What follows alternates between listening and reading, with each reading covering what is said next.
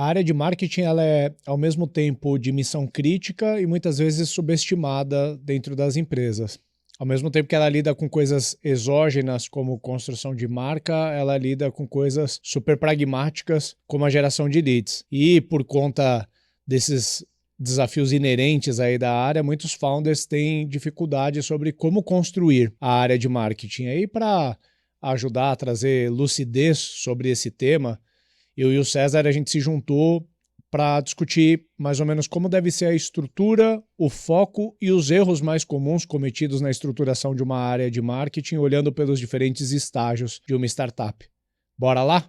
Ricardo, a gente sabe que o seu background todo é de marketing, né? E acho que você, né, por ter esse background, conhece pra caramba e deve ter facilitado a sua vida na hora de implementar as coisas na Hamper, né? Como é que foi essa trajetória aí de uma área sua de domínio, ter montado a Hamper, que de alguma forma tá nessa área, né?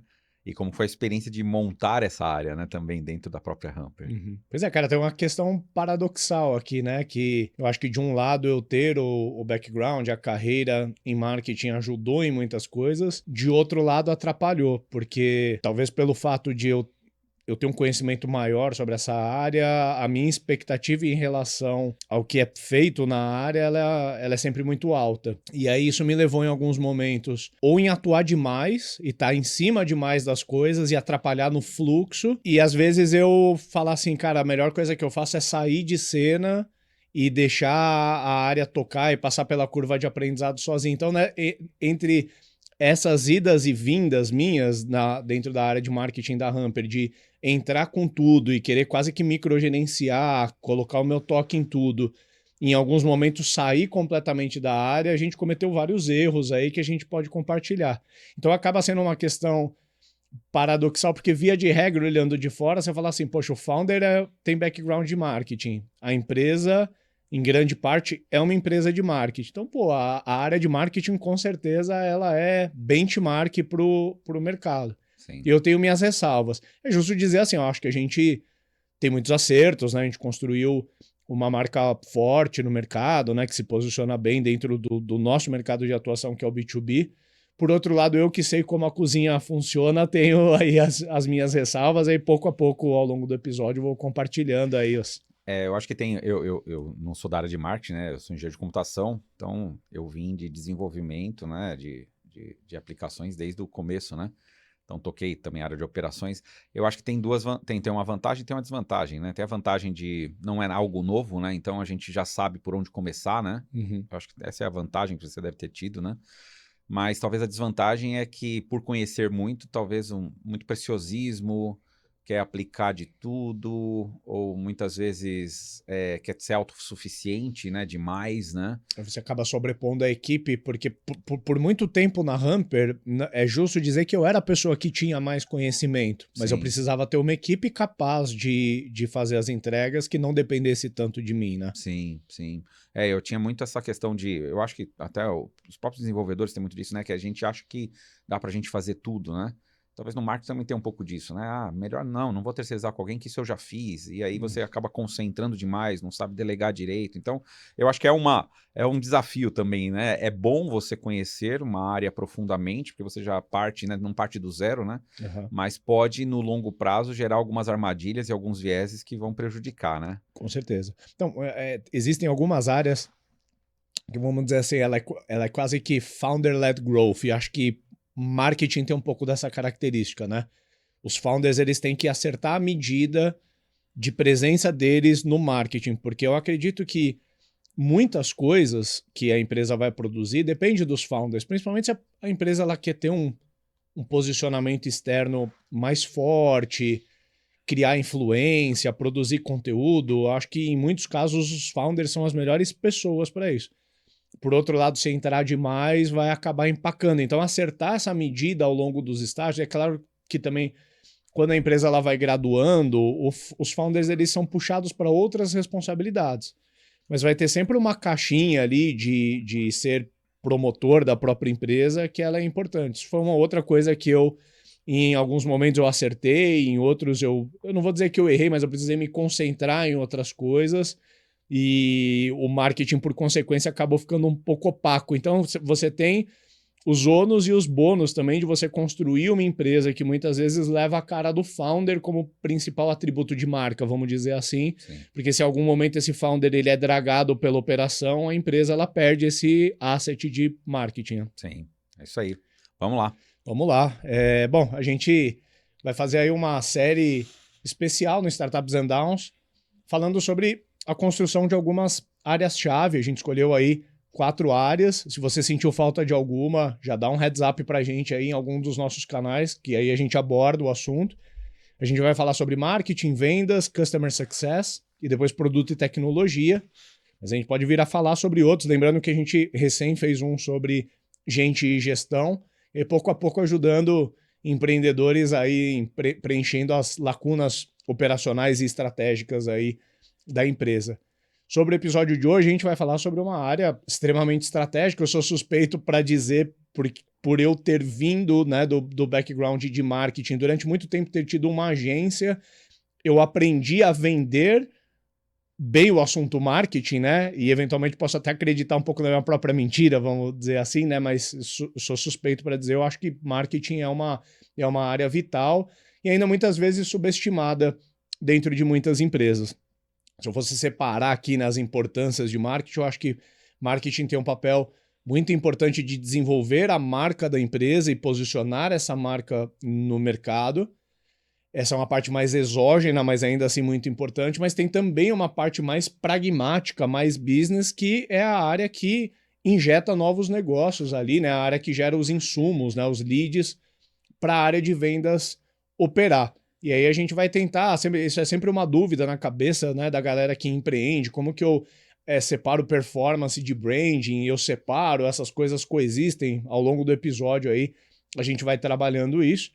E para a gente conseguir tratar bem desse tema, a gente vai falar sobre a construção da área de marketing olhando para 4 estágios diferentes da empresa, porque é sempre importante a gente entender que se você é uma startup recém-fundada, provavelmente o teu marketing ele não se parece nada com o marketing da Oracle, por exemplo, nem deveria se parecer, né? Então, ao longo dos estágios de graduação da startup, essa área de marketing ela também vai se graduando e se desenvolvendo. Isso é uma coisa bastante importante de a gente entender. Então a gente vai falar ali quase que desde a fundação até o momento que a startup ela já está mais estruturada, escalando mais o teu negócio.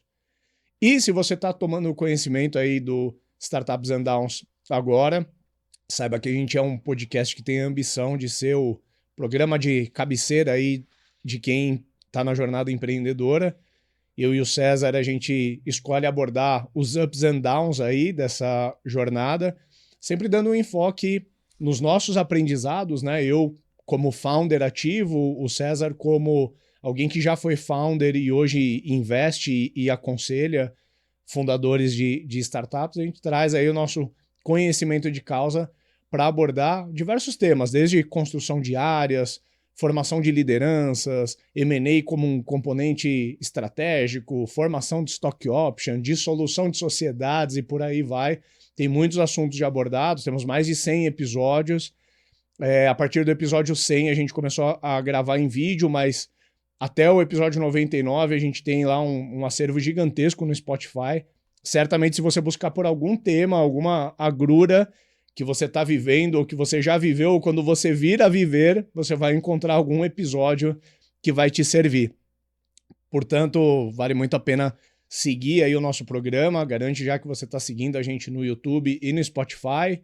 Dá 5 estrelinhas aí pra gente no Spotify se você achar que valeu a pena. Já curte esse episódio se você estiver curtindo a pegada. E principalmente compartilhe o Startups and Downs com outras pessoas que, assim como nós, aí decidiram adentrar essa jornada empreendedora. Com certeza estão tomando muita onda na cabeça, mas tem aí o Startups and Downs para ajudar. Se você estiver compartilhando, certamente você vai ajudar essa pessoa e você vai estar ajudando também aqui o programa a continuar produzindo esse tipo de conteúdo. E aí, César, vamos lá. A gente escolheu descascar esse abacaxi, né, da construção da área de marketing, olhando para os diferentes estágios da empresa, né? Eu sou tenho uma opinião um pouco particular, mas eu acho que o marketing ele nasce junto com a empresa, né? Toda startup ali nos early days, ela pode ter o tal do MVP, né? E muitas vezes a área de marketing ela é um pouco deixada para depois, que fala, a gente ainda nem tem produto, nem tem cliente. Eu já tenho um pensamento um pouco diferente. Eu acho que a marca ela tem que ser construída, assim como cultura e outras coisas que a gente aborda, desde o dia zero.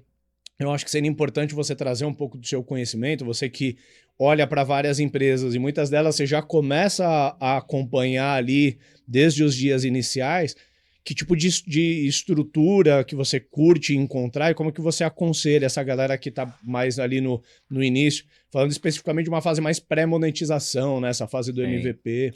É legal o tema para mim, porque não é a minha área de formação, né?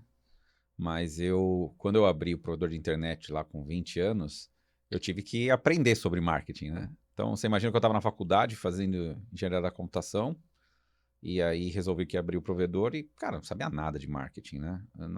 Na engenharia você tem duas matérias, né, praticamente fora da contabilidade e economia. O resto você não tem nada de marketing, isso é zero, né? Uhum. Então, o que a gente tinha. E você imagina que era uma época que não tinha internet, né? Então, não tinha como dar uma googada, né? E buscar, o que eu posso ler de marketing? Não tinha. Eu tinha que Uhum. tentar conversar com algum profissional de marketing, né?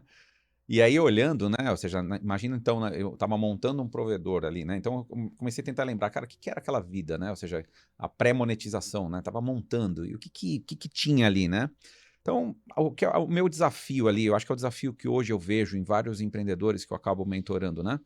Você tá, praticamente você e mais o seu co-founder, talvez, ou sozinho, né? Você tá tendo que desempenhar papéis que você talvez não esteja preparado, né? Então, o marketing é um deles que você vai ter que tentar fazer, assim, você vai ter que cuidar desse assunto, né? Então, se você não conhece, você vai ter que se educar. Hoje está muito mais fácil, hoje tem muito mais acesso a informações, é um negócio muito mais claro hoje, né, da gente entender a importância do marketing e tudo que dá para a gente fazer, né, com relação às ferramentas que existem hoje disponíveis, né? Mas a primeira coisa é você ter essa consciência. Você não tem dinheiro, você tem que fazer sozinho mesmo, né? Uhum. A segunda coisa é que você vai, de alguma forma, tentar se enxergar em algumas autoridades, algumas pessoas que são referência, ou buscar um freelancer, sabe, um amigo que você sabe que conhece determinada atividade. Então, você acha que o seu produto vai começar a trabalhar, né, com o Google. Então, poxa, tem alguém que conhece do Google, né? Então, você começa muito essa questão de... É o primeiro exercício que eu acho que é que você começa, né, no ponto de vista, eu que não sou da área, né? Você começa a rodar muito seu networking, né? Tentar buscar do seu networking as poucas referências e autoridades que você tem numa área que talvez você não domine tanto, mas como é que você vai trazer, né, e contratar freelancers de repente para te ajudar nessa primeira fase aqui da pré-monetização, né? Uhum. Ah, acho que o foco aqui, nessa pré-monetização, o marketing ainda tem muito foco no produto. Não sei o que você acha, porque, assim, enquanto o produto não tiver claro que mercado que ele vai atuar, ou seja, fica difícil o marketing fazer proposições, né? Então, Uhum. é um momento nessa pré-monetização muito de enxergar o mercado, enxergar muito a dor, né, os testes, né? O tan, san e son não faz muito sentido nessa parte, né? De você tentar identificar qual é o seu mercado, né, que você vai conseguir obter ali, que você vai abraçar, né? Uhum. Então, mas aquilo depende muito do produto, né? O produto está sendo modelado para mercado A, B ou C, então eu acho que tem essa interação muito forte, né? E no final das contas, hoje, ou seja, o que impera muito é a cartilha de você fazer um Canva, né? Você usar o Lean Startup, Sim. fazer um monte de testes, né? Então, tentar aplicar todo aquele, principalmente para a empresa de tecnologia, né? Viés de tecnológico, né? Tem muito de aplicar todos aqueles conceitos e você tentar fazer os testes, teste AB, saber que tipos de canais, né? Tanto que lá se você ver lá no Business Model Canvas, tem lá, né? Por exemplo, lá a parte dos canais, né? Que você vai usar. Então, Perfeito. tem muito lei de vendas e marketing ali, né? Para trabalhar em cima dos canais, onde que a gente vai apostar, como que a gente vai trazer topo de funil, né? E aí você começa a falar um pouco mais de growth. Então, essa fase é uma fase muito de exploração, né? Eu Uhum. lembro no meu caso, né, que foi interessante, naquela época que funcionava, para mim, foi um negócio completamente, porque não tinha internet, né? A gente tava montando internet, né? Isso era 1996, então você Uhum. imagina o que era, né? E eu vendi acesso com anúncio de classificados no estado de São Paulo. O meu primeiro experimento de tração foi fazer um anúncio desse tamaninho, pequenininho, né? Internet, 30 horas, R$ 30, 20 horas, R$ 20, alguma coisa assim. E você fazer, e, cara, vendia pra caramba, né? E aí depois, aí empresas maiores começaram a fazer um teste que a gente não tinha dinheiro para fazer, que era muito caro, que era fazer um CD e mandar na casa das pessoas um CD com 30 dias grátis, né? Então tinha, na época, a American Online fez muito isso no Brasil, né? Então você vê que, e hoje, né, eu estou dando 2 exemplos, só para a gente ter a noção de que hoje não faz o menor sentido usar esses exemplos, né? Mas como que o marketing, né, e a forma foi se transformando nesse período, né? Então é interessante você ver que, para quem está começando, né, como eu estava começando ali, cara, eu não fazia a menor noção e fui sendo levado mais ou menos pelo que o mercado ia, né? Um efeito meio que boiada, né? Eu ia para as estratégias que pareciam que estava todo mundo tentando apostar e aí a gente ia para aquilo, né? Não tinha... Eu realmente me faltava repertório, né? Então esse é um momento que, se eu for dar uma dica, eu acho que tenta buscar repertório, né? Essa pré-monetização tem marketing importante para ser feito aqui. Talvez não exagere na dose, né? O erro talvez que você possa cometer é exagerar na dose, né? Achar que... Fazer um overpromise ali, né? um overpromise. Você vai falar, cara, nossa, o produto já está pronto. Não, o produto não está pronto. Seja claro com isso, né? Mas o foco não confunde produto com oferta. Você tem que trabalhar mais a oferta que você está, qual é a dor que você está querendo resolver, como que você vai resolver, né? Boa. Não, eu acho que tem alguns elementos importantes aí que você trouxe. Me marca muito quando você fala ali da questão do Canva, do Lean Startup, que todo mundo que está ali no início de jornada está bem doutrinado, vamos dizer assim, né? Eu acho que nesse estágio impera muito isso, né? E o marketing ele pode ter uma ajuda muito importante, tanto de ter as hipóteses de assim, para quem que a gente vai vender, sabendo para quem a gente vai vender, em que canal que a gente vai impactar de forma mais eficiente essa pessoa e qual que é a melhor forma de a gente exibir a nossa proposta de valor. E ali você tem um exercício de você testa, põe preço no site, tira preço, testa o gancho 1, putz, não colou, então vamos pro 2, né? Você vai testando hipóteses de use cases do produto, mas é tudo muito mais hipótese do que validação. Você supõe que aquele mercado tem aquele problema. E o marketing ele tem um papel muito importante de ajudar, porque o marketing ele tem um poder de alcance maior do que o produto. Você consegue, por exemplo, pôr uma landing page no ar e validar um pitch, e às vezes imprimir aquela landing page para 1.000 pessoas em uma semana, se você tiver condições de divulgar dessa forma, tiver grana para tráfego, né, ou tiver gente para divulgar. Rapidamente você consegue ter esses feedbacks. Poxa, quando a gente botou o preço, converteu muito mais do que quando não tinha preço. Ou a gente testou 3 propostas de valor sensivelmente diferentes e parece que a 2 converte mais, né? Então eu acho que isso me chama bastante atenção. Se alguém tem dúvidas da importância do marketing nesse estágio, para mim esse é o principal papel. Porque muita gente vai ficar com receio de, poxa, mas a empresa nem existe, será que eu vou ter uma assessoria de imprensa, eu vou pôr anúncio? Não, ainda não é sobre isso que a gente está falando, né? Sim. Mas essa conexão entre go-to-marketing e produto, ela já tem que nascer quase que desde o embrião da empresa.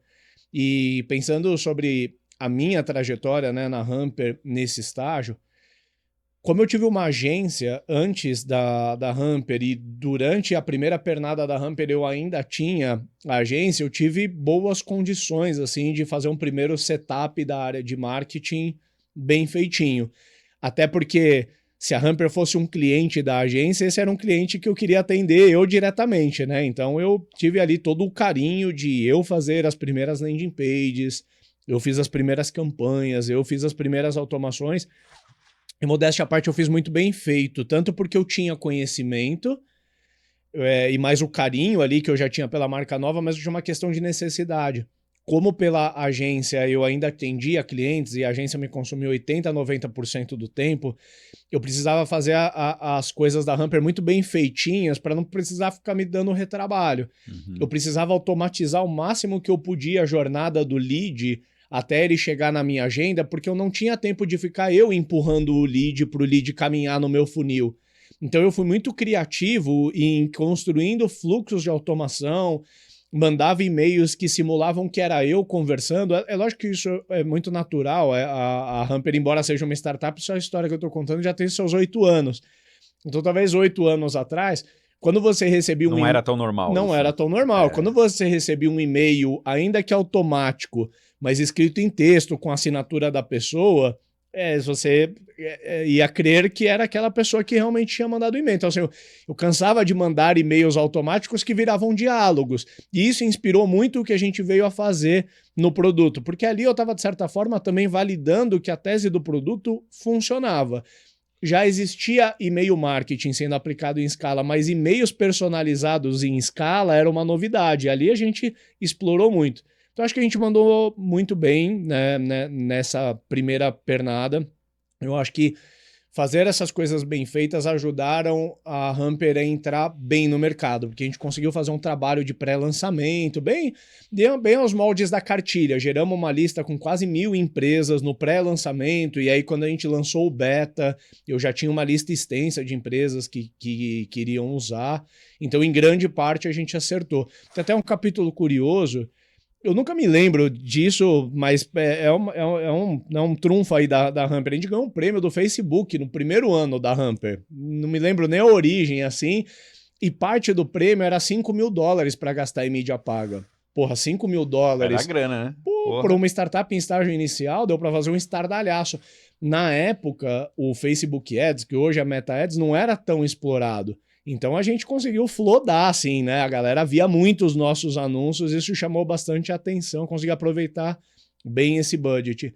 E eu acho que para fechar esse estágio, como nem tudo são flores, com a Hamper eu já tinha uma cabeça de que a empresa tinha potencial de escalar e eu precisava estruturar cada área e passar logo a área para alguém que ia tocar adiante. Eu estava cuidando de vários chapéus diferentes ao mesmo tempo, né? Era o marketing, mas eu também estava vendendo, e eu também estava fazendo ali o CS, eu também dava um pezinho de produto ali junto com o meu sócio na época, então eu já tinha uma mentalidade assim, se eu não passar... o founder no início, faz tudo. No founder faz tudo, e eu tinha muito receio de que... Você fazia o café da empresa. Não, limpava o banheiro. Aqui eu falei das coisas glamurosas, né? Se for falar das coisas menos glamurosas, eu ia no mercado comprar água, nunca, né? voltava... Quem nunca? Quem empreendeu, quem nunca, né? Quem Fez nunca? café, eu aprendi a fazer café na empresa. Na empresa, é verdade, cara. Oxi, ia pro mercado, voltava carregado de sacola, até água no mercado a gente comprava no começo. E eu sentia que eu precisava passar a atribuição de marketing cedo para que eu não fosse o gargalo. E um dos erros que eu cometi foi ter contratado uma pessoa, e sem entrar no mérito da pessoa, se era a pessoa certa ou errada, mas eu acho que a minha atitude não foi a mais adequada, porque eu passei muito rápido. E eu tinha construído toda uma estrutura de campanhas, captação de lead, de automações, que estavam muito mais na minha cabeça, não estava talvez tão bem documentado, e eu passei para essa pessoa.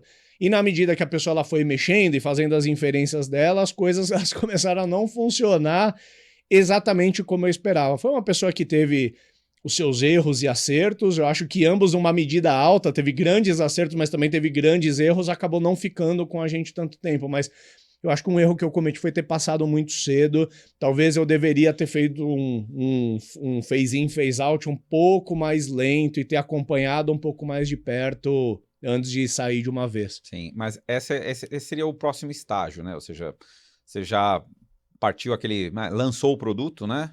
Lançou e já passou daquela pré-monetização e começou ali a fazer os primeiros testes para saber se, cara, eu consigo ter indícios de Product Market Fit, né? Então, acho que é esse o estágio, né? Nesse estágio que eu vejo, quando eu olho várias empresas que estão nesse estágio, parece que elas já começam a ter a necessidade de ter alguém olhando 100% do tempo para isso, né? Não dá para ficar mais part-time, né? Um founder que está desenvolvendo o produto, está fazendo administrativo e também está fazendo vendas e marketing, né? Já começa a ter aquela diferenciação. E aí você tem uma estrutura e provavelmente, se você não tem um líder, você já tem um recurso ali embaixo de você, um polivalente, né? Um que faz tudo, né? Já te ajudando nessas estratégias.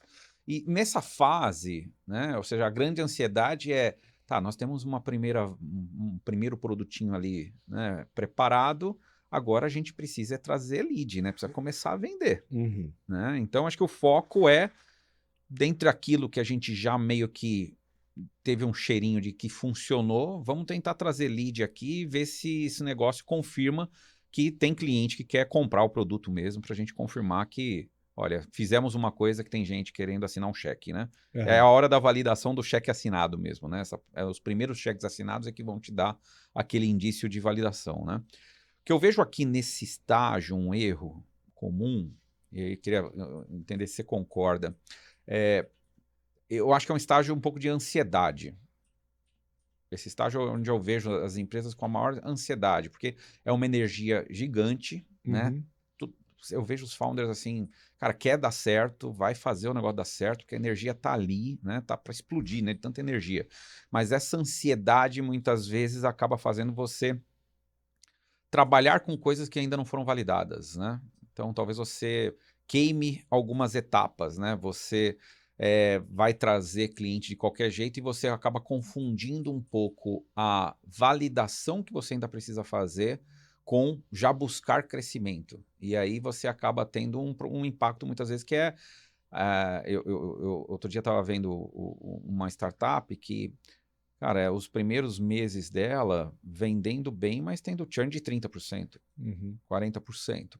Então, um mês, 2 meses isso, mais 6 meses, 9 meses, 12 meses numa pegada dessa, Uhum. tem alguma coisa muito errada na questão da ansiedade, entendeu? Porque quer tentar trazer venda e vai trazendo e não está entendendo que ó, o mercado está gritando aqui que ó, você está vendendo para gente errada, né? Cuidado, né?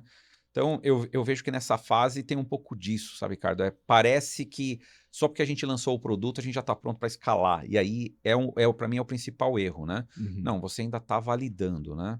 O que você traz aqui? E como que foi, né, na experiência da Hamper, esse período, né? Vamos chamar de pré-product market fit, talvez, né? Esse Perfeito. nome. Aham. Pois é, nessa segunda fase, o marketing ele já passa a se tornar uma área que tem missão crítica dentro da empresa, né? Talvez no estágio inicial que a gente falou, eu recomendo fortemente que tenha, mas pode ser nice to have para muita gente. O foco maior vai estar no produto e outros atributos. Nessa segunda pernada, na busca do do product market fit, o marketing ele é responsável pela segunda letrinha do acrônimo aí, né? Você tem um produto que precisa encontrar qual que é o mercado certo, né? E eu acho que a área de marketing passa a ter esse papel desbravador. Na prática, é menos glamuroso do que isso, na minha opinião, porque aqui, pelas limitações de recursos da empresa, impera muito mais a disciplina do que a pluralidade de coisas que você vai fazer. Eu acho que é aqui que muita gente comete muitos erros, César. Uhum. Que eu percebo que nessa hora a empresa, os founders, eles vão buscar o tal do cara de growth, o cara ou a moça de growth ali, ou o marqueteiro. Uhum. E muitas vezes acaba trazendo uma pessoa que quer fazer algum gol de bicicleta, sabe? Quer acertar ali uma grande campanha, um grande canal ali que vai, né, elevar o nome dela e da empresa lá em cima. E aqui é muito mais um trabalho de transpiração, de você ter acertado um canal e você fazer ele muito bem feito. Porque Sim. você tem que lidar com as restrições naturais da empresa nesse estágio. E eu acho que está permitido no começo você fazer várias tentativas, e aí falando um pouco aqui de teoria, tem o Traction lá, que vai te ajudar muito a você ir se aproximando do que é o teu canal central, mas tão logo você... Buais, né? O Que fala Buai, lá, isso, é né? o framework do Sei. Buai. Eu acho que tão logo você encontre um ou dois canais que te tragam uma resposta, essa é a hora de dar um double down nos canais que funcionam. E nem todo mundo de marketing fica satisfeito com isso. Porque a agenda disciplinada é uma agenda mais de rotina, de agenda. Então, assim, pô, todo dia tem que publicar no blog, todo dia tem que publicar lá na rede social, é administrar a mídia paga, não tem grandes inovações. Ali, né, nesse momento, você olha menos para inovar e mais para intensificar o que funciona. E eu acho que muita gente desliza aí porque continua tateando muita coisa diferente. A gente pode imaginar que uma empresa nesse estágio tem 5, 10 mil reais de budget de marketing. Quanto mais ela dispersar, menos energia ela vai ter para colocar num canal individual. E tem canal que não adianta. Você não entra no jogo com menos de 5 mil reais. Você não consegue nem testar aquele canal. Então, Sim. diversificar, dispersar muito acaba sendo um erro grande. Eu acho que nessa fase, o ponto, se eu fosse assim, uma palavra que eu acho que tem que buscar, você está buscando ainda autoridade aqui. Né? Ou seja, qual é o mercado que eles vão adquirir de repente eles vão enxergar no meu produto, no que eu estou ofertando alguma coisa bacana, vão usar e eu vou conquistar uma autoridade para eles falar, poxa, esse negócio tá legal. Né? Eu acho que essa fase tem um pouco disso. Quando você passa a querer, ainda você não tem o produto totalmente formatado, você ainda está em maturidade, né? E você começa a querer dar passos maiores que a perna. Então, é o caso que eu falei de uma empresa que começa a ter 20%, 30% de churn no começo, né? Ela tem que pensar que talvez ela está criando 20%, 30% de detratores. E nesse estágio inicial, um detrator fala muito alto, né? Sempre vai falar, mas Sim. nesse estágio inicial é muito cruel. Então, você precisa tentar fazer esse exercício não como ainda um cliente, mas como uma validação, né? Então, o marketing tem que ter esse cuidado, né, no início, né? Cuidado para não escalar uma árvore torta, porque se ela estiver totalmente torta, ela crescer um pouquinho, ela vai tombar, né? Eu acho que essa que é a mensagem, né? Que tem que tomar muito cuidado, né? Porque senão você vai destruir uma coisa que era para você construir autoridade, você vai destruir a sua reputação, né? Não, e acho que isso conversa um pouco com como foi a minha história na Hamper. Eu acho que não foi trágico dessa maneira, né, de construir uma árvore torta, mas ali claramente as coisas elas estavam acelerando num ritmo que estava além da nossa capacidade de se desenvolver internamente, né? Nessa época, a nossa estrutura ela já compreendia ali talvez uma pessoa de coordenação e a gente devia ter mais umas 2 pessoas na equipe, mais de operação mesmo, de produção de conteúdo, de gestão de mídia, design, etc. E o nosso foco já era assim, uma obstinação tremenda por geração de leads, porque nesse momento a gente já tinha validado quase que um modelo matemático da empresa de funil de vendas, já tinha muito claro assim, para fazer X, eu tinha o meu BP compartilhado com você, inclusive, onde a gente, né, todo mês a gente estava rampando mais as novas vendas. E eu já tinha encontrado aquele número mágico que é super empolgante para o empreendedor, que é assim, pô, para fazer essas 50 vendas, eu preciso que os meus vendedores façam 200 demos. Para fazer 200 demos, eu preciso pôr, sei lá, 500 leads no topo do funil. Galera de marketing, é isso. E aí a gente já tinha algumas métricas importantes, tipo quanto custa um lead nos canais que a gente já está habituado a comprar. Mas é claro que na medida que você vai crescendo, você vai desbravando novas coisas, né? Você tem que abrir novos canais, porque uma hora você topa num canal, e aí, sei lá, aquele teu primeiro site que revelava ali a primeira proposta de valor já não serve mais, você tem que subir um site institucional, mais estruturado, e não ter uma equipe mais madura nessa hora gera ali os seus primeiros débitos, né? Então eu acho que nesse momento a escalada da Hamper demandava uma equipe com mais maturidade, mais senioridade do que eu era capaz de pagar naquela época. Uma coisa meio curiosa, a nossa velocidade de crescimento era de uma empresa maior do que a gente, mas a minha realidade de fluxo de caixa era ainda muito frugal. Eu não conseguia trazer pessoas experientes de mercado. Eu tinha que trazer a galera ali e formar dentro de casa. Formar dentro de casa significa aprender com os próprios erros. Então, eu acho que a gente teve ali perdeu tempo em alguns aspectos, até perdeu grana, né? Perdeu oportunidade, talvez por não estar tão maduros para o tamanho da oportunidade que a gente estava lidando.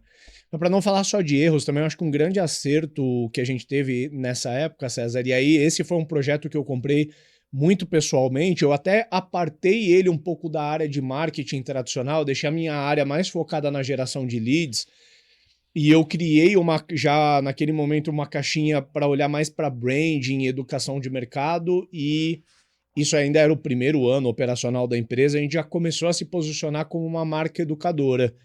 E ali que surgiu o Ramp Up, e cedo ainda, e com pouco fluxo de caixa para fazer isso, a gente começou a fazer os nossos eventos itinerantes, que era um produto de marketing, vamos dizer assim, que eu acho que nos primeiros anos da empresa, se bobear, eles eram mais conhecidos do que o produto final da empresa, que era o software. E eu acho isso bastante interessante. Empresas que normalmente acertaram bem a mão nisso conseguem construir algo bem grande, né? Você cria, eu gosto muito dessa atribuição do marketing, que é ajudar a empresa a construir uma aura maior do que o corpo. E nessa época a gente era uma empresa de 20 pessoas, e às vezes eu ia em evento e a galera me perguntava, caramba, a Hamper tá voando, né? Já deve estar com uns 200 colaboradores, né? E eu achava interessante que era um pouco dessa mensagem que a gente era capaz de construir e passar para o mercado, que muito pelo fato talvez a gente ter escolhido evento e evento itinerante, que traz uma complexidade gigantesca, a galera que eu acho que olha de fora fala, meu, deve estar custando milhões essa galera tá fazendo isso. E a gente conseguia fazer do nosso jeitão startup mesmo, vendendo ingresso, vendendo patrocínio para pagar passagem de avião e fazendo a coisa acontecer. Então eu acho que esse foi uma Legal. decisão bold que a gente tomou, porque o evento podia ser um ofensor de caixa se a gente errasse a mão, mas que eu acho que construiu muito da Hamper que a gente veio a ser nos próximos anos. Sim. Na primeira fase que a gente falou, a gente está muito preocupado no marketing ali de ajustar as coisas com o produto, né? Olhar o mercado, mercado e produto, né? Mercado e produto, a gente está olhando muito isso, né? Nessa segunda fase, a gente começa a olhar um pouco já de canal, né? Já começa a trabalhar os canais, né? O que são esses canais? Está testando, né?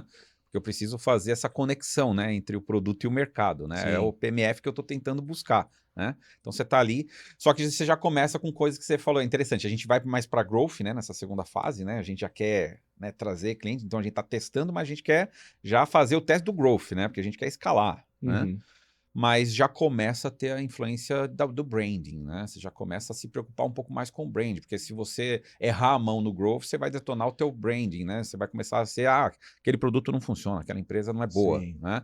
Mas aí você tem o terceiro estágio, que aí você já começa assim, você ainda não está escalando, né? Você está pré-escala, você alcançou, ó, já tenho indícios ali, né? Então eu começo a testar os meus canais, já começo a ter alguns clientes, já começo a ter a preocupação de como é que eu me posiciono para os clientes que eu já tenho, né? Então eu já começo a ter eu não estou só fazendo growth, não estou só fazendo, né, o go-to-market, mas eu também estou fazendo agora aspectos que eu tenho que me preocupar com os meus clientes. Os meus próprios clientes podem ser agora, né? Eu estou na construção dos primeiros cases, né? Os primeiros logos, quem vai me referenciar. Estou tentando colar a autoridade. Então, nessa fase aqui, eu imagino que essa fase você já começa a ter uma estrutura um pouquinho maior, né? Ou seja, você já tem um head, de repente, para marketing, você já tem analistas, você já tem, de repente, uma agência que está te ajudando em algumas coisas, né? Seja de growth, que seja um PR, de repente, né? Ou seja, você já está começando a ter terceiros trabalhando ali com você, você já começa a ter um pouquinho mais de sofisticação, porque aí você já quer investir mais em mídia paga, né? Porque você já... Olha, validou o produto, agora eu preciso botar a grana aqui para ver se eu alcanço mesmo a escala, né? Você já começa a trabalhar melhor o seu site, suas mídias sociais, né? Ou seja, é essa fase aqui que a gente está falando, né? Então, nessa fase, eu acho que o que eu vejo é a conquista, né? O foco é a conquista dessa... Talvez a previsibilidade, né? Eu começo a ser cobrado como marketing em dar alguma previsibilidade, porque eu faço parte do funil ali, né? Ou seja, é um processo que se eu não gerar, vendas não tenho que trabalhar e aí o negócio acaba, né, influenciando todo o plano que a gente tem, né? E aí começam aquelas, talvez algumas já disputas, né? É uma fase que a gente tava todo mundo junto, né? E de repente nessa fase já começa que, poxa, olha, eu não vendi porque você não me gerou, eu não vendi porque você me gerou, um monte de bad fit aqui, cara, que não tinha nada a ver, né? Então, pô, e aí você começa a ter outros desafios, né? Você começa a ver que não é só aquela maquininha, né? Que você basta colocar um dinheirinho lá no Ads, vai te gerar um lead, você fez uma qualificação ali básica do lead, passou para vendas, fechou. Pronto, só pega o dinheirinho. Não é mais isso, né? Você começa a ver que... Aí você começa a ver que tem problema operacional, e aí você não sabe se o problema operacional de estar perdendo o cliente é do teu funil, né, de vendas, né, ou de marketing que você gerou cliente errado e vendas empurrou cliente ruim para dentro de casa. Então, a complexidade já começa a ficar maior, né? Ou seja, por isso do gestor, né? Precisa ter alguém 100% do tempo, porque se tiver alguém que não consegue ter tempo de qualidade para olhar esses dados, olhar o marketing com essa visão mais ampla, né? Olhar desde o produto, olhar, né? Ou seja, fazer esse diagnóstico, né? olhar como que está o comportamento todo do funil, como é que está o comportamento da retenção dos clientes, né? Como é trabalhar a imagem da empresa, porque tudo isso, né, a empresa já começa a ter maior visibilidade. Se não tiver alguém olhando isso, você vai começar a dar umas derrapadas importantes e pode destruir o crescimento da empresa, né? Não, perfeito. Nesse terceiro estágio, o marketing ele já ficou mais complexo, né? Lembrando, no segundo estágio eu falei, você foca uma ou duas coisas que você acertou, que dão muito certo, e você double down nelas, né? E aí você tem uma agenda muito de disciplina, de repetição do que já funciona. Chega um momento, em especial aí no pós-product market fit, que infelizmente não dá mais para você continuar crescendo na velocidade fazendo uma única coisa. E aí você começa a abrir novos canais. Você começa a testar novos posicionamentos, novos pitches para encontrar novas avenidas de crescimento. E junto com isso vem ruído, porque cada canal que você abre, você não vai trazer só coisa boa. Aquele canal ele vai precisar passar por uma curva de aprendizado que é inerente do processo. Sendo que canais vão ser invalidados durante o caminho. Eu falei, esse canal só me trouxe porcaria. Só que nesse estágio, a área de marketing ela ficou ainda mais de missão crítica, né? Então, pegando o BP ali de uma startup, a cadeia de valor dela, para você ter cliente, você tem que vender, para você vender, você tem que gerar leads, tá todo mundo encadeado num processo que é bastante importante que cada área responsável por um centro operacional desse da cadeia de valor já tem uma liderança que consiga ficar responsável. Se for o founder ali atuando diretamente, é um cobertor muito curto, ele começa a tomar uma decisão que às vezes privilegia uma área e prejudica a outra. Então, nesse momento é muito importante você já ter lideranças, heads, né, dedicados a marketing, vendas e CS. E se você não se preocupar em criar os SLAs entre essas áreas, criar ali uma governança, isso vai virar um toma lá da cá desgramado. Então, o que eu mais vejo nesse estágio é essa dor. São Sim. as tretas entre marketing e vendas, vendas e CS, CS e marketing. Sim. E isso acaba se tornando uma prioridade para a empresa. É uma parte menos glamurosa, porque marketing quer alocar capital em mídia, quer construir marca, mas tem um trabalho dentro de casa ali para ser resolvido que requer muita atenção, muita maturidade. Marketing nessa fase parece que começa a perder, ele inverte, né? Ele estava um 80-20 olhando para o mercado, né? 80% e 20% para dentro de casa. Nessa fase começa a girar tanto prato e os pratos começam, né? Ou a máquina começa a balançar, começa a soltar uns parafusos, e aí ele inverte, né? 80% parece que ele está gastando interno, né? Para resolver um monte de pepino interno, né? Todas as áreas passam por isso, né? Se a gente for pegar assim, poxa, a área de produto, não tem um momento que a gente sente que está inovando pouco, porque já tem tanto cliente no produto originário ali da empresa, o produto ele tem os seus bugs, tem tanta coisa para fazer que daí parece que perde inovação. Com marketing acontece a mesma coisa. E aí é preciso tomar cuidado, César, para a área de marketing não começar a correr atrás da bola e agir só pelo ruído. Porque começa a surgir ruído de todo lado. Ah, tem pouco lead. Ah, tem muito lead, mas o lead é desqualificado. E aí o marketing deixa de ter uma cabeça mais criativa, aquelas coisas mais... Nossos materiais não estão atualizados, né? Nossa, não tem material para vender. Isso, vem de todo lado. Lógico, assim, se você perguntar para o time de vendas por que ele não está vendendo, ele tem pelo menos 10 argumentos, sendo que 8 entra na conta da galera de marketing, né? Sei. O pitch não tá bom, o deck tá desatualizado, faltou lead, ou os leads que vieram não tem a qualidade ideal, né? E aí o time de marketing começa a correr atrás da bola. Isso é um pouco perigoso, porque aquelas coisas de médio e longo prazo acabam sempre sendo colocados para depois, que é construir marca, etc. E eu acho que tem essa complexidade inerente de administrar esse processo internamente, tem a complexidade inerente de estar abrindo novos canais e passando pela curva de aprendizados para isso.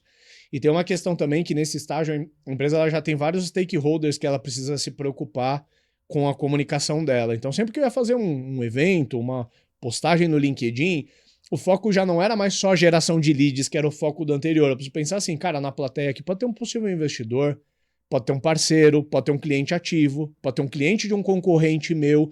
Então você começa a se preocupar na sua comunicação com esses diversos stakeholders, tem que ter uma comunicação mais profissional, mais abrangente. Então, eu acho que essa é uma fase que você dá um salto de complexidade bastante grande e normalmente você não está maduro ainda para lidar com essa complexidade. Eu acho que é aí onde a gente encontra mais deslizes. Sim.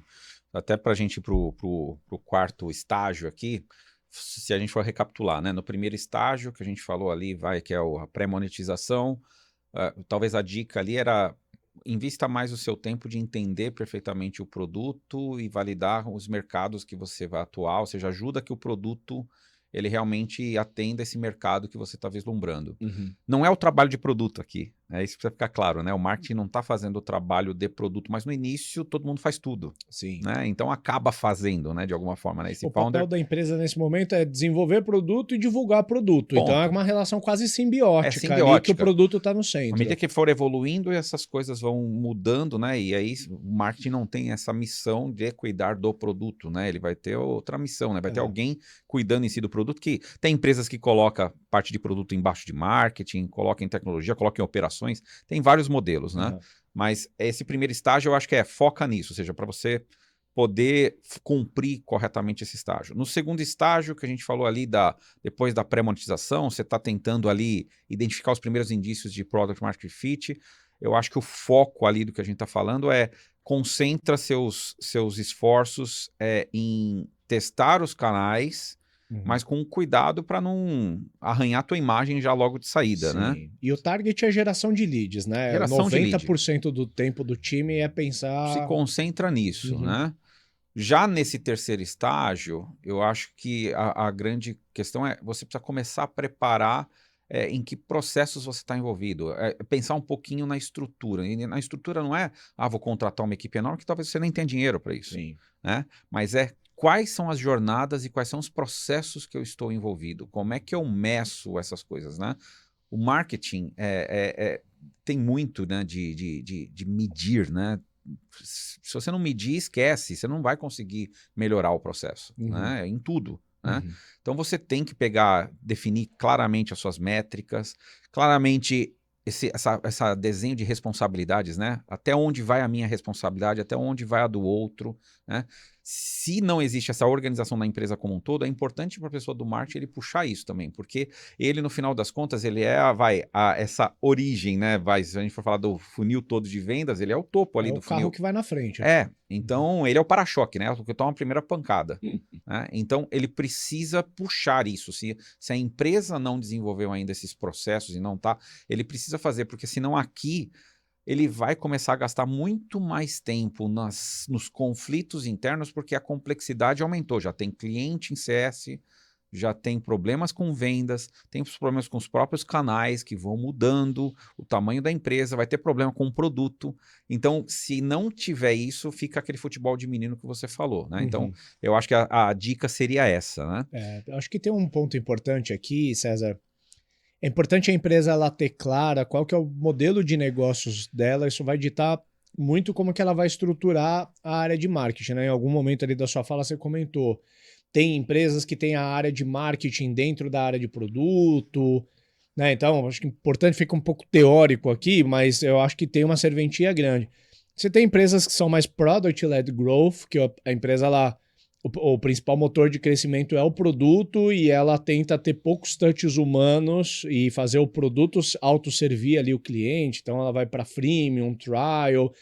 E a área de marketing costuma ser uma área bem pragmática mesmo, uma área bem drivada por métricas e está todo momento testando como que a gente converte mais pessoas da internet em pessoas que estão testando o nosso produto, das pessoas que estão testando o nosso produto, pessoas que estão pagando pelo nosso produto e das pessoas que estão pagando, como que a gente retém e expande, né? Então o marketing ele ora muito vinculado ao produto. A relação ela é bem simbiótica. A gente vê muitas startups, eu diria que a maioria delas está no que a gente chama de marketing-led growth. E aí a área de marketing ela tem um protagonismo muito grande. Colocar a área de marketing dentro de produto ou dentro de vendas pode ser um ofensor, né? E aí normalmente você tem ali uma pessoa com papel grande que reporta direto para o CEO e ela é marketing-led porque claramente ela cresce baseado no poder de marca, poder de educação de mercado que ela tem e geração de leads. Você tem depois empresas mais sales-led growth, Que daí você tem até um pouco menos de protagonismo do marketing, sabe aquelas empresas que você fala, pô, eu nem preciso de uma estrutura de marketing, desculpa, tão grande, eu preciso fazer o básico bem feito, mas o protagonista aqui é o vendedor, é a área de vendas, é o vendedor no cliente, é uma venda mais complexa, e aí não é que marketing é menos importante, mas você tem a operação mais drivada ali por venda. Eu acho que é muito importante o founder ele gastar um tempo desde os primeiros Refletindo, né? dias. E se ele não gastou, quanto antes ele colocar a mão na consciência e falar, minha empresa, ela tá mais para uma empresa drivada por produto, por marketing ou por vendas, porque daí eu acho que as decisões que ele toma é quase que como essa decisão realinhar-se toda a espinha dorsal. Tudo que ele vai tomar de decisão depois vem a reboque dessa decisão do que é o driver de crescimento da empresa. Eu queria fazer esse disclaimer nessa Perfeito. altura aqui, que eu acho que Boa. soma bastante. Então, depois das 3 fases aqui, vamos para a última fase, que aí é que a gente quis explorar hoje aqui na área, né? Falando sobre a área de marketing, é essa fase da escala, né? Ou seja, eu fiz a pré-escala, né? Consegui ali os meus indícios bons, estou conseguindo vender e agora eu quero fazer uma explosão aqui, quero realmente fazer esse negócio crescer. Nesse momento, né, eu acho que aí nesse momento a empresa geralmente já está com dinheiro em caixa para poder fazer ela teve a validação da sua tese, já conseguiu ali seu primeiro capital ali de investimento, já tem condição de montar uma equipe, ter squads mais segmentadas, né? Ou seja, por tipo talvez de iniciativa, ou por tipo de canal, ou se vai trabalhar só com performance, tem uma equipe que vai trabalhar com marca, tem um pouco do foco até que você falou, né? Dependendo do foco que você vai fazer, né? Ou seja, você vai ter mais ou menos investimento ali, né? E ali você já tem talvez condição de pagar até para algumas coisas, né? De tanto investimento em canais mesmo, em fazer mídia paga, né? Como até ter parceiros, né? Uma agência maior, mais robusta, que tenha talvez experimentos diferentes para fazer, ou uma força de mercado tamanha que também te ajude, né, a acelerar o seu processo. Então, me parece que nessa fase aqui, a complexidade, o jogo já parece ser um jogo um pouco maior, né? E aqui é um risco, né? Porque aí é fácil a gente matar todo o dinheiro que a gente vai investir nesse negócio, o dinheiro vai embora rápido, né? Trazendo um exemplo da minha época, eu lembro que quando a gente resolveu fazer a nossa primeira iniciativa para ir para o internacional, a gente recebeu um investimento bacana, né? Dos investidores que já estavam na empresa, né? Eles fizeram uma ponte só para a gente poder ir para o internacional. E, cara, nós queimamos o dinheiro em um ano rápido, achando que tinha que viajar para vários países, não tinha foco, eram 4 países que a gente tentou ir ao mesmo tempo, e o combustível acabou no meio do caminho, e queimamos uma grana violenta, né? Porque a gente achou que já tinha escala no Brasil, ou não tinha nem escala, a gente tinha bons clientes aqui, mas a gente achou que, agora a gente já sabe a fórmula o segredo, e agora é só botar dinheiro e ir embora, né? Eu acho que esse talvez seja o grande risco aqui, né? Ou seja, achar que já achou, né, tudo o necessário, que agora é só botar dinheiro e ir pro abraço, né? E não é isso, né? E aí o foco aqui, né? Só para finalizar, o foco aqui continua sendo você colocar a tua marca em evidência, né? E aí você já quer tentar colocar sua marca para brigar, né, com os players corretos, né? Saber se não é liderança de mercado, mas de repente num segmento específico você se posicionar como uma referência ou como aquela empresa que vai disruptar ou é a mais ágil, ou seja, você já quer posicionar a sua marca de uma forma diferente, né?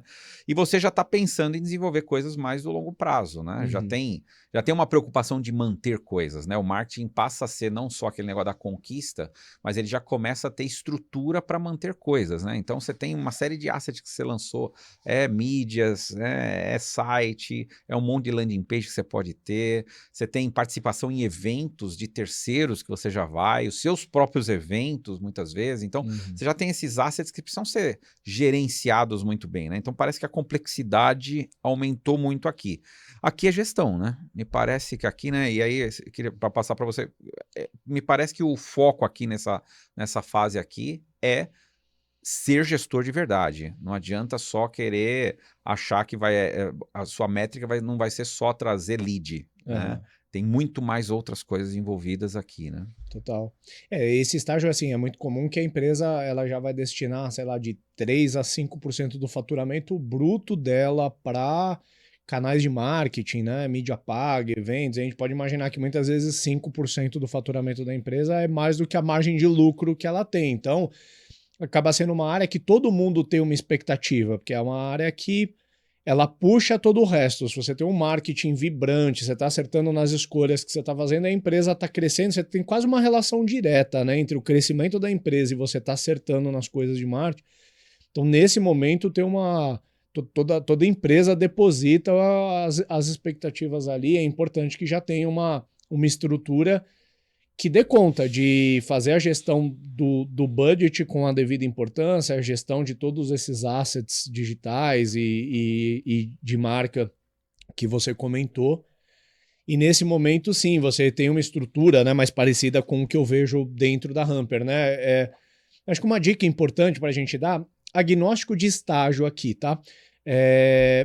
Internalize sempre o que é crítico e delegue aquilo que você não tem especialização de fazer dentro de casa. O time de marketing, para mim, é o time mais comum de você ter uma estrutura híbrida entre pessoas internas e pessoas externas. E aqui eu vejo muita gente errar feio, porque ou delega a área de marketing inteira para uma agência tocar. Sim. E aí você pode encontrar uma agência muito boa, mas ela não vive o teu negócio da porta para dentro e precisa ter alguém que viva aquilo. Então, se você vai terceirizar o seu marketing, tenha pelo menos uma pessoa dentro de casa que vai ser o ponto focal e que vai garantir que ela absorve o aprendizado, ela tem o aprendizado do negócio com ela e sabe até conduzir aquele parceiro. Mas na Hamper, o que a gente foi descobrindo e acertando pouco a pouco a gente já internalizou coisas que não deveria. Tipo assim, em algum momento que não comportava ter uma pessoa dedicada para mídia paga. Essa pessoa devia ter 5 horas de trabalho semanal e o resto do tempo ela não alocava bem ali dentro da empresa, mais atrapalhava do que ajudava. Então, em algum momento a gente entendeu, performance é melhor pegar a melhor agência que a gente puder pagar por performance, que tá atenta a todos os canais novos, sabe a forma como fazer, tem gente para testar e que sabe ter um bom accountability do que a gente internalizar. Então, pouco a pouco, a gente foi entendendo o que é core, e sendo core, a gente tem que ter dentro de casa, e o que é.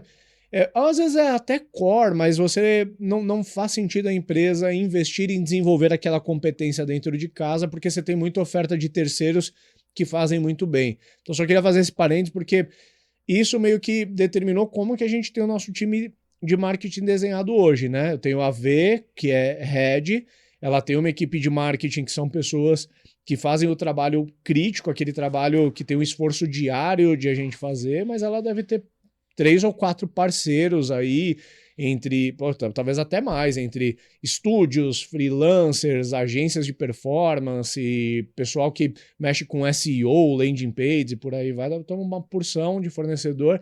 Você tem até o benefício também de, se aquele fornecedor não tá virando, é uma coisa mais binária, né? Em performance, ou tá dando resultado ou não tá. A gente não tá preocupado em desenvolver aquela pessoa. Então, eu acho que tem uma coisa aqui que é muito atual hoje, que é você dá oportunidade para acrescentar rapidamente repertório. Eu acho que quando você tem... E essa é uma capacidade que a gente tem que desenvolver. Acho que todas as empresas hoje estão levadas a isso. O shelf life, né? Ou seja, a data de validade das estratégias, ela está cada vez mais curta. Uhum. Né? O marketing tem vivido muito isso. Né? Então, você... tem canais que não existiam há 2 anos atrás, que hoje estão bombando, e daqui a 1 ano talvez eles já estão saturados e não entregam mais. Né? Então, se você não trabalhar com um repertório muito grande e testando e trabalhando constantemente isso, agora, internamente, quais empresas têm capacidade de internamente promover sozinhas toda essa diversidade? É muito difícil. Então, você desenvolver essa capability dentro do marketing, de ele trabalhar com vários parceiros e conseguir extraindo desses parceiros, e talvez a troca ou essa refrigeração aí, né? Essa renovação que exista, né? dos parceiros seja justamente por causa disso, né? Sim. Eu acho que nessa fase eu acho isso extremamente importante, porque senão você acaba descansando, parece que num sucesso muito Que é curto que você temporário. vai ter, muito curto, É. né? E aí você precisa criar formas de ir renovando, né? Sim. Eu acho que trabalhar com parceiros nesse sentido é bem importante mesmo. Tanto que a área de marketing da Ramp, eu tenho um perfil de gestão, eu detesto pôr a casa abaixo, sabe? E recomeçar do zero, mas a área de marketing da Ramp eu já recomecei ela do zero 2 ou 3 vezes, justamente por essa data de validade que as coisas têm, né? Você internaliza um time que foca em fazer muito bem feito aquilo que ele já sabe. Aí você fica por 2 anos fazendo muito bem feito o que você já sabe e incrementalmente piorando a coisa, porque você pode estar fazendo muito bem uma coisa que amanhã já ela não vai funcionar mais. Quando você tem uma administração a olhar para assim, o que é mais core, você internaliza, e o que é mais caótico, o que é mais mutável, você coloca para fora, você consegue administrar o recurso muito melhor. Então, se hoje, pô, Instagram Ads é o que tá bombando para Hamper, eu vou tentar pegar o meu melhor fornecedor de Instagram Ads, mas quando não for isso e for LinkedIn, eu vou reduzir ou até cancelar aquilo que eu estava fazendo com aquele fornecedor e realocar. Eu acho que esse blend entre o que internalizar e o que colocar para fora é o que vai determinar, até porque você não vai ter grana para conseguir ter todos os especialistas dentro de casa. Provavelmente, se você internalizar, você vai ter gente ociosa. E eu acho que é aqui que eu vejo muita gente não saber qual é a medida, né? Qual que é o ponto certo. Ou terceiriza tudo, ou internaliza tudo. Sim. Mas eu acho que o sucesso está no blend. E uma coisa que eu vejo como muito comum quando você já está no estágio de escala, você aplicar a medida de escala em tudo que você faz. Então, vamos supor assim, você já tem um produto que atingiu escala. Aí você lança um segundo produto. Aquele produto ainda não está em fase de escala. Então, se você colocar a mesma energia de marketing, etc., naquele produto que ele está lá na fase pré-product market fit, você vai fracassar. Uhum. Você vai desperdiçar grana pra caramba. E isso me veio à mente na hora que você estava falando da internacionalização, porque eu dei um exemplo para produto, mas podia ser para regiões. Fala assim, pô, eu tô bombando no Brasil, tenho milhares de clientes. Um baita erro. Aí eu vou abrir lá no Chile. Aí você pega todos os canais de marketing que dão certo aqui, faz um depara lá, coloca um buzilhão de dinheiro, termina um ano, você adquiriu 10 clientes que nem pelo marketing veio por indicação ali, né? Então acho que eu vejo muita gente fracassar coisa e a cabeça de escala sempre te leva a alocar muita grana, né? Você já aprendeu a resolver problemas, vamos dizer assim, de forma cara, porque é inerente ali à rodagem do estágio que você tá. Sim. Mas muitas vezes, para algo que está no estágio muito inicial, não é a alocação de um grande capital que vai fazer a diferença. Então, eu acho que aqui é muito comum, a gente acaba sendo seduzido por esse erro. Sim. Vamos lá para os ups and downs? Bora. Vou puxar aqui meu primeiro down aqui. Eu acho que a gente falou aqui durante o episódio, né?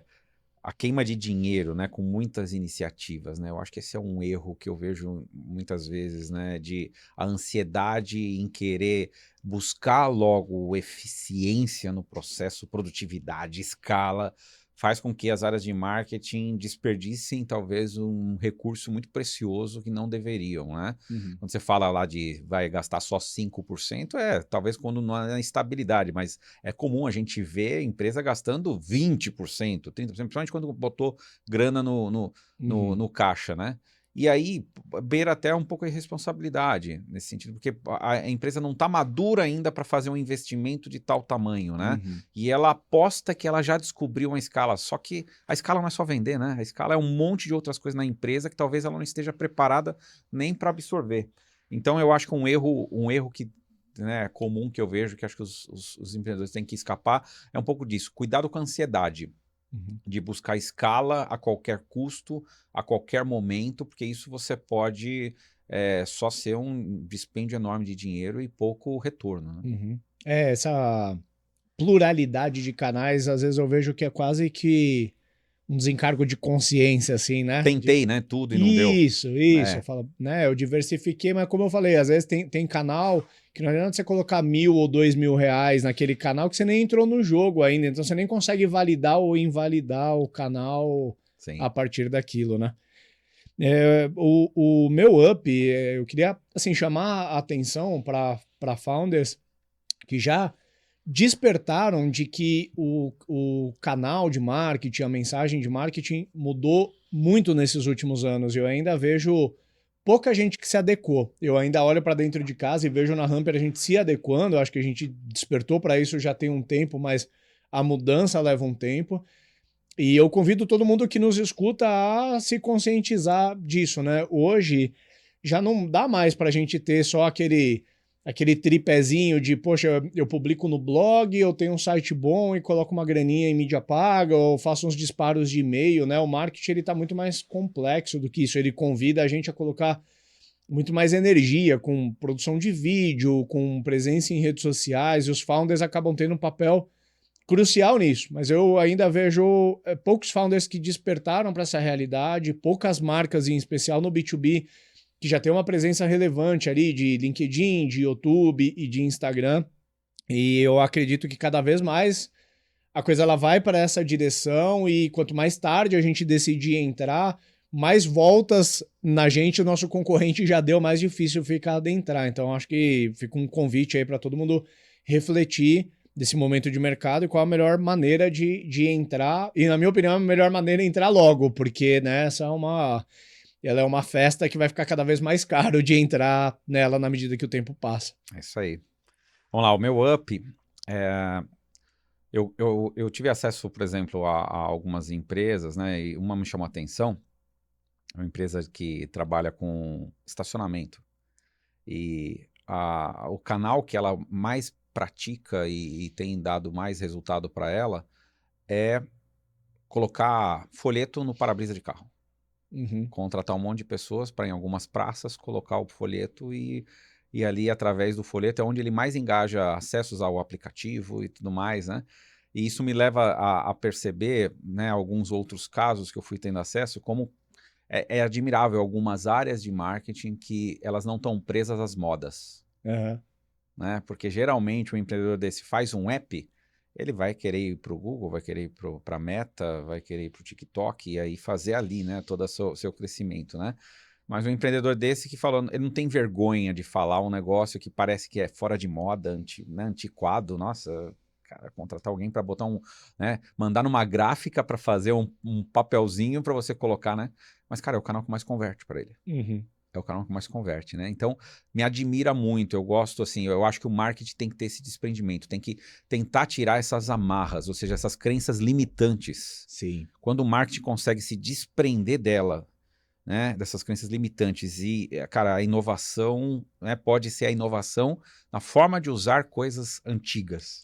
Né? Eu acho que isso é muito legal, né? Então, esse para mim é uma prática que eu acho que é interessante a gente ver em algumas áreas de marketing. A gente fala muito de Product Market Fit, mas eu gosto muito de falar sobre Channel Market Fit, né? Uhum. E o canal que vai ter fit com o seu cliente é onde o cliente está, principalmente onde o cliente está disponível para consumir um produto como o seu. Né? Eu acho que daí você ter essa sagacidade te leva menos a olhar para as coisas que estão em alta, tipo, presumir assim, pô, toda startup investe em Instagram, então é ali que eu deveria estar colocando. Às vezes você pensar mais especificamente pelo teu negócio, aonde o teu cliente está e aonde ele está com a maior propensão de tomar conhecimento do teu produto, eu acho que é ali que é o melhor lugar para você investir.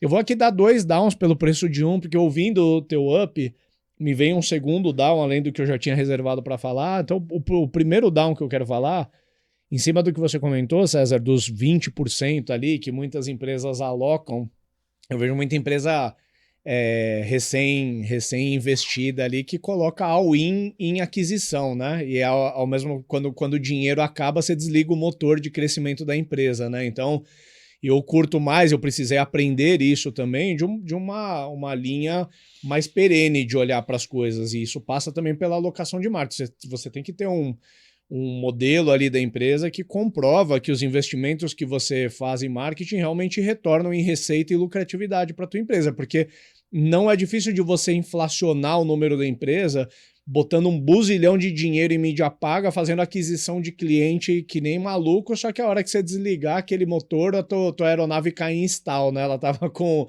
o bico apontado para cima, mas ela despenca mesmo assim. Sim. Mas o meu down original aqui era para tomar cuidado com a galera de growth, né? Sem desmerecer, eu acho que existem ótimos profissionais e ótimas empresas de growth, mas o nome banalizou, e a própria galera de growth sabe disso, tá? Mas eu vejo muitos founders que me perguntam, me chamam no WhatsApp e falam assim, Rick, me indica aí um bom cara de growth, né? E parece que quer achar um ser mágico ali que vai chegar e dar todas as respostas que os founders não têm. E infelizmente o que mais tem nesse mercado de growth aí é a galera da espuma, assim, né? A galera que sabe se posicionar muito bem, sabe se vender muito bem, tem todos os termos da moda na ponta da língua, mas não curte muito sentar a bunda na cadeira e fazer o que precisa ser feito. E marketing tem ali os seus gols de bicicleta, né? A gente olha muito para as grandes campanhas que marcaram a trajetória de uma empresa ou de uma empresa que foi capaz de criar um canal proprietário ali, que eu diria que é um gol de bicicleta, mas o que constrói mesmo o marketing da empresa é muito mais transpiração, é muito mais uma agenda ali bem planejadinha e uma capacidade de executar de acordo com o que está ali, e isso é o que constrói a espinha dorsal. Eventualmente, você vai fazer uns gols de bicicleta no teu marketing, mas se você ficar mirando só esses gols de bicicleta, você vai acabar perdendo o jogo tentando fazer o tipo de gol errado ali. Sim. Muito bom. Fechou? Fechou, cara. Valeu, Valeu. meu. Até o próximo.